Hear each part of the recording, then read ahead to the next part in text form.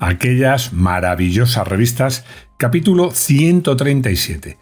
¿Cabrio, Roadster o Spider? ¿A quién no le gustan los coches descapotables? Además, son coches que mantienen muy bien su valor con el paso del tiempo. ¿Qué sucede? Que cada vez las marcas ofrecen menos coches así, pero en la década de los 90 parecía que si una marca no tenía en su gama uno o más descapotables, no existía. Descapotables, sí, pero ¿Cabrio, Roadster o Spider? Bienvenidos a los podcasts de los lunes de Garaje Hermético. Antes de irnos al verano de 1995, vamos a definir cada uno de estos conceptos. Empezamos por los cabrio. Ojo, cabrio, sin acento en la i, porque eso sería cabrío, y eso tiene que ver ya con la fauna, no con los coches. O si prefieres, cabriolet. Estos modelos son versiones descapotables de un coche ya existente con techo duro, sea una berlina o generalmente un coupé. También lo más habitual es que tengan 4 plazas, 2 asientos delanteros y 2 traseros, a veces hasta 5, y suelen priorizar el confort y la experiencia de la conducción al aire libre por encima de la pura deportividad, aunque, con contadas excepciones, siempre hay en estos coches guiños a lo deportivo. El techo retráctil puede ser de lona, capota blanda o metálico, el techo duro retráctil, y generalmente, como son muy grandes, suelen ser de accionamiento eléctrico. Por el contrario, un Roadster es un coche generalmente más pequeño, diseñado desde su concepción como un coche deportivo, descapotable y biplaza, estrictamente de 2 plazas en la inmensa mayoría de los casos. Son coches o modelos que hacen un mayor énfasis en la deportividad, la ligereza, la agilidad y especialmente el placer de conducción. Suelen tener un centro de gravedad bajo y una puesta a punto más dinámica. Como os digo, no derivan de una berlina o un coupé, sino que tienen su propio chasis y diseño pensado para nacen como deportivos abiertos. Y en muchos casos, la mayor parte de los casos, cuentan con techo de lona, en algunos casos, valga la redundancia, con accionamiento manual para ahorrar peso o porque el techo es muy pequeño, sería el caso del Mazda MX-5, el último modelo, aunque hay muchos modelos cada vez más que ofrecen sistemas automáticos y también techo duro. La esencia de un Roadster es ofrecer una conexión más directa entre el conductor, el coche y la carretera, sacrificando la practicidad en favor de las prestaciones. Dicho esto, ¿y qué es un Spider o Spider? Se puede considerar prácticamente sinónimo de Roadster. Su uso se debe principalmente a una cuestión de nomenclatura y tradición, sobre todo entre los fabricantes italianos.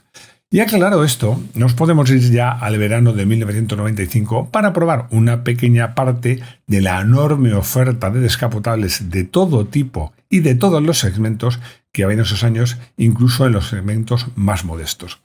Fijaos que empezamos por un coche que de alguna manera es excepcional, porque os he dicho que un Spider o Spider es un coche que nace como descapotable y no deriva de otro coche, aunque sea coupé.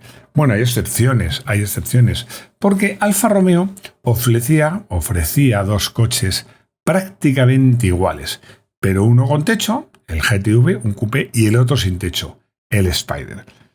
El Spider es un auténtico Spider, es un coche pequeño, bonito, ligero, bajito, deportivo, 2 plazas, o sea que aunque derive de un coupé, para mí es un Spider de pleno derecho. ¿Cuál era más bonito? Fijaos que me cuesta decirlo. Yo lo que creo es que los descapotables, cuando son bonitos de verdad y cuando expresan su personalidad, es cuando tienen la capota plegada. Además, este coche, la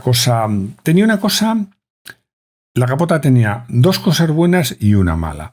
Las 2 cosas buenas es que era muy estanca y que luego, cuando se plegaba, tenía una tapa encima, con lo cual no estaba a la vista. Tenía una tapa que se levantaba y se ocultaba. Esto cada vez es más habitual. En estos años no lo era tanto. Y luego, la pega es que la opción eléctrica existía, pero era opcional. Y resultaba casi imprescindible, porque quitar y poner el techo a mano era realmente complicado. Estos 2 coches tenían versiones con motor V6, pero su mayor peso hacía que el coche fuera más potente, pero no fuera tan equilibrado. Hubo motores diésel Yo, perdonadme, en esto soy tajante. Para mí, un coupé y mucho más un descapotable no se lleva con un motor diésel. Me encantan los motores diésel, pero para otras cosas. Porque el sonido, el olor de un diésel, pues a mí, perdonad, no me pega en un coche así. Probamos las variantes que yo creo que eran las más interesantes, porque dentro de ser coches caros tenían un precio más sensato que el V6 y además eran la más equilibrada, porque el motor, que era un motor de 4 cilindros, pues era más ligero y permitía un reparto de pesos que, aunque relativamente vencido hacia adelante, ponemos más o menos un 60-40, pues con el V6 era peor aún, vamos a decirlo así. Este motor era un 2 litros. Lo conocéis porque se había utilizado como la denominación Twin Spark en otros modelos de Alfa. Lo que sucede es que este coche tenía 4 cilindros, 2 litros, doble encendido, 16 válvulas, 4 por cilindro y ofrecía 150 caballos. Lo cierto, a ver, cosas buenas y malas. El coupé era un coche más rígido. Si lo que te gustaba era, ahora no se puede decir, pero entonces se decía, la conducción deportiva, probablemente fuera el coche más indicado para ti. Pero para mí, por estética, por exclusividad, por lo que decíamos antes de conservar su precio, por disfrute al volante, el vencedor, sin duda, es el Spider. Como os digo, eran dos coches prácticamente iguales, la trasera, el frontal, el interior. Bueno, el del Spider era más pequeño porque había que dejar sitio a la capota, pero eran dos coches, dos almas, dos hermanos gemelos, los dos muy interesantes. No lo haría yo precisamente un GTV, ni mucho menos, pero prefiero quedarme con el Spider. Y de un Spider, de un auténtico descapotable, a pesar de que hubiera una versión coupé parecida, nos vamos a dos cabriolets, pero dos cabriolets con mucho encanto, porque probamos el BMW 328i Cabrio y el Saab 900 2.0 Turbo Cabriolet. En este caso la marca sueca ponía el nombre completo. Como diría un amigo mío, el peor para mí. Tenían personalidades muy diferentes, a pesar de que por tamaño, espacio, tipo de uso, incluso precio, estaban muy próximos, pero un carácter muy distinto. El BMW contaba con propulsión posterior, un excelente motor de 6 cilindros en línea, 2,8 litros, 24 válvulas, no le hacía falta el turbo para obtener 193 magníficos caballos, porque la curva de potencia de este motor, siempre lo digo, era y sigue siendo ejemplar. Era un motor magnífico. O sea, es que la curva, la estoy viendo, es que no es una curva, realmente es una recta. Era un motor que tenía bajos, tenía altos, se estiraba bien, sonaba bien, no vibraba, una maravilla. El Saab, por supuesto, tracción delantera, también tenía, también como los Alfa, no como el BMW, motor de 4 cilindros, 2 litros, 16 válvulas, también turbo y alcanzaba 185 caballos. Es curioso porque el BMW, por tacto de bastidor y sensación de conducción, era el más deportivo, pero el motor, probablemente más deportivo, era el de Saab. Estoy viendo la curva. A ver, ya se estaban empezando a civilizar los motores turbo y Saab, como sabéis, fue de las primeras marcas en utilizar los motores turbo, no con aspiraciones estrictamente deportivas, pero la curva de par y de potencia pues muestran que hasta 2.500 revoluciones, bueno, el coche da apenas 2.500, casi 3.000, apenas 60 caballos, y en 1.000 revoluciones, vamos a decir 1.500, se va hasta 160. O sea, la patada del turbo estaba presente. Como os digo, personalidades muy distintas, no me hagáis elegir porque tengo debilidad por ambos, me ponéis en un brete. No sé, me gustan los dos. Quizás al final, pues me acabaría decantando por el BMW, por su propulsión trasera, que yo creo que hace la conducción más divertida. Y para eso no hace falta ir a toda velocidad ni derrapando. Con una conducción normal, aún así disfrutas de la propulsión trasera. Ahora el Saab es precioso, muy Saab. Parece en ocasiones que llevas un avión. Me costaría mucho elegir, pero al final, si me apretáis, como siempre digo que me mojo, no soy de los que dan dos vencedores, por muy poco, por la mínima, pero seguramente me decantaría por el BMW. Como os decía antes, había propuestas de descapotables asequibles, muy asequibles, como era el caso del Fiat Punto ELX Cabriolet, que enfrentamos, por decir algo, porque eran coches Es el caso absolutamente opuesto al anterior, porque eran coches con motores muy parecidos, lo que era muy distinto eran las carrocerías. Me estoy hablando del Ford Escort Cabriolet CLX. Lo digo porque el Ford era claramente más grande, casi medio metro más largo, 4,1 metros para el Ford por 3,7 de largo para el Fiat. Pero ambos ofrecían motores con potencias parecidas, 88 caballos para el Fiat y 90 para el Forte. ¿No corría mucho? No, pero es que uno de los encantos de la conducción a cielo abierto es precisamente que no hay que correr. A ver, el Fiat Punto, los descapotables tan pequeñitos, aquí va a hablar el aficionado más que el profesional. Los descapotables tan pequeñitos no quedan tan bonitos, quedan un poquito desequilibrados, un poquito caricaturescos, pero este coche no estaba mal. Era un coche asequible, probablemente el descapotable de asfalto, vamos a decirlo así, más asequible del mercado, e iba francamente bien. En mi opinión, mejor que el Escort. Porque el Escort, a pesar de que a diferencia del Fiat llevaba un arco tras las plazas delanteras, digamos a la altura del respaldo delantero, como el Golf, sin ir más lejos, lo he comentado muchas veces, el chasis del coche de techo duro no era especialmente rígido, pero con el techo descapotable, pues la verdad es que el coche flexionaba mucho.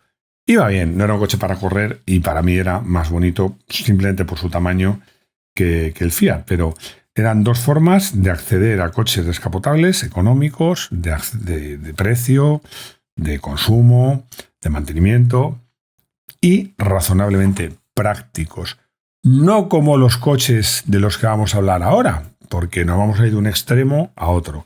De los más asequibles a los menos asequibles. Porque también ofrecía, por supuesto, Porsche de su 911, su Carrera 4 Cabriolet con 272 caballos. Hoy está hablando más el aficionado que el profesional. Si os he dicho antes, os he dicho en muchas ocasiones que a pesar de que a los Porsche la tracción total les sentaba muy bien, porque erradicaba parte de los problemas inherentes a un reparto de pesos tan malo, pero no me gustaba. Tracción total con un motor descolgado, es que no sé, a mí como ingeniero me chirreaba un poco, yo no lo hubiera hecho. Pero es que me pasa lo mismo, motor trasero para un coche descapotable no me gusta. ¿Por qué? ¿Manías mías? No son manías. Es que ya sabéis, yo es que soy muy polifacético, en el sentido que muchas veces os digo que tengo mentalidad de piloto e ingeniero, pero es que a veces tengo mentalidad de ingeniero y de diseñador de carrocerías. Y los ingenieros y los diseñadores muchas veces se pelean porque buscan cosas distintas. Todo esto viene a que un coche con motor posterior, aunque sea plano, como era el caso, al final, para que quepa el intercooler, el ventilador, que era resfriado por aire, para que quepa todo eso, pues hay que hacer un un vano motor relativamente alto. La gracia de un descapotable, pensad en un Alfa Spider, el nuevo, el viejo, o en un Mazda MX-5, es que puedes hacer una trasera, o en los roadster ingleses, muy bajita. Tienes un capó largo y una trasera muy bajita, le dan, pensad, sin ir más lejos, en el que según Enzo Ferrari era el coche más bonito del mundo, el Jaguar. Bueno, pues todo eso en el Porsche no lo podías hacer. Cuando plegabas la capota, que por cierto también abultaba y no se ocultaba debajo de ningún panel, como en el caso del Alfa Spider, pues no me gustaba cómo pintaba el coche, porque tenía, como os digo, el volumen de detrás sobre el eje trasero y detrás era muy grande. No me parecía un coche estéticamente conseguido. Eso sí, iba de maravilla. Ya os he dicho que la propulsión, la tracción total sentaba muy bien a este coche. Y bueno, y la joya de la corona. Yo creo que, si no el top, porque también había un Rolls, pero con tintes deportivos, sin duda el top de los descapotables en este momento era el Ferrari F355 Spider, del que hablamos recientemente, que en versión descapotable pues era una maravilla. Lo mejor de este coche, aparte de que era precioso, quedaba muy bonito como descapotable, le sentaba muy bien quitarle el techo al F355, y eso que con techo era muy bonito. Lo mejor sin duda era el motor V8, que era una maravilla, como os he comentado ya, pues un 3,5 litros de 380 caballos. Fijaos que yo siempre he dicho que un coche deportivo pues debe tener techo, porque es más rígido. Incluso, si me apuras, en caso de accidente estás más protegido. Este coche tan deportivo sin techo puede parecer que no tiene sentido, pero para mí sí. Sí tiene sentido simplemente por oír el motor. Es que solamente por oír el motor, yo este coche lo probé y recuerdo que iba por una carretera muy virada de curvas, pero de buen asfalto. Muy virada, pero de trazado medio, más no muy rápido, pero medio. Para entendernos, curva de segunda, pero sobre todo de tercera y alguna de cuarta. Entre árboles. Es que me encantaba salir de las curvas acelerando, no a fondo, no siempre a fondo, a veces sí. Solamente por oír el ruido. No es un ruido, el sonido, la música de ese motor. Creo que tiene cierto sentido en un coche que tiene unas prestaciones tan altas que no le vas a sacar partido más que en circuito. Si tienes pensado rodar en circuito con asiduidad, mejor el coupé, pero si tienes pensado disfrutarlo en carretera abierta, yo creo que el Spider es una magnífica opción. Llegamos al motor Sport. Y una adivinanza. ¿Qué pasa en el mundo del motor Sport todos los años en junio? Pues muy fácil, que llega Le Mans. Las 24 horas de Le Mans, que es una carrera que me entusiasma la carrera, las gestas que se ha producido siempre. Es una carrera llena de sorpresas, el ambientazo que hay. Este año, además, de 1995, pues fue un hito histórico. ¿Por qué? Porque McLaren, que había ganado ya carreras, y muchas en Fórmula 1, incluso mundiales, por primera vez ganaba las 24 horas de Le Mans. Además, con dos condiciones que daban más valor a esta victoria. Una, al primer intento. Y dos, que la ganaba con el McLaren F1, evidentemente no en Fórmula 1, sino en McLaren F1 GTR de calle. Es decir, ganaban en teoría con un coche inferior, de una clase inferior, a coches como el Courage o el Mazda DG, el Callaway y otros tipos de coches, el Nismo, coches, marquetas, prototipos, que supuestamente pues debían resultar más competitivos. Lo que sucede es que este coche, ya sabéis que la idea de Gordon Murray era hacer un coche que ofreciera las sensaciones de un Fórmula 1, pero fuera matriculable. Entre otras cosas, es un coche que, como sabéis, llevaba el piloto en el centro. Estaba haciendo memoria y no sé si ha sido el único coche que ha ganado las 24 horas de Mans con el piloto situado en el centro. Desde luego, las 30 o 40 últimas ediciones, sí. No sé si en los tiempos heroicos ganó algún coche que llevaba el piloto en el centro. Bueno, como os digo, además, por cierto, el McLaren que ganó, lo voy a decir así, mirad que había McLaren bonitos, decorados, como el de Harrods, pero este era el más feo de todos, porque era un color sí gris oscuro, con unas pequeñas publicidades. Pero bueno, como decía mi admirado ingeniero Mauro Forghieri, el coche bonito, o mejor dicho, el coche que gana siempre es bonito. Así que yo lo tengo en slot. Y vámonos a la Fórmula 1, donde Michael Schumacher comenzaba a distanciarse de Damon Hill. Conseguía una victoria inapelable en Mónaco y podría haber conseguido otra victoria inapelable en Canadá si no hubiese habido de por medio un fallo mecánico. Bueno, pues fue un regalo de cumpleaños, porque le regaló el triunfo a un piloto. Es curioso porque el mismo día que Jean Alesi, un piloto que me encantaba, cumplía 31 años, pues cuando iba segundo se rompió el Benetton Renault de Schumacher y heredó la victoria. Una victoria, bueno, estoy viendo fotos del podio. Alesi estaba exultante de felicidad, no me extraña, por muchos motivos. Bueno, ganar una carrera de Fórmula 1 debe ser, vamos, yo no me lo quiero ni imaginar. Yo estaba en un podio de carreras regionales o nacionales y era el hombre más feliz del mundo. Ganar una carrera de Fórmula 1, pues de por sí ya debe ser impresionante. Pero claro, además, el día de tu cumpleaños y la primera y al volante de un Ferrari, pues son muchas cosas. Estaba exultante y con razón. Pero bueno, lo que a todo esto, en el campeonato, poco a poco, tacita, como decía el anuncio, pues Schumacher se iba distanciando de Damon Hill. Ya tenía 36 puntos por 29 de Hill. Os recuerdo que las victorias en estas temporadas, valían 9 puntos, o sea que era una diferencia relativamente importante. Y nada más, llegamos al final de este podcast de los lunes, en el que lo hago con la mejor intención de que empecéis la semana pues con algo que os guste y que os haga ilusión.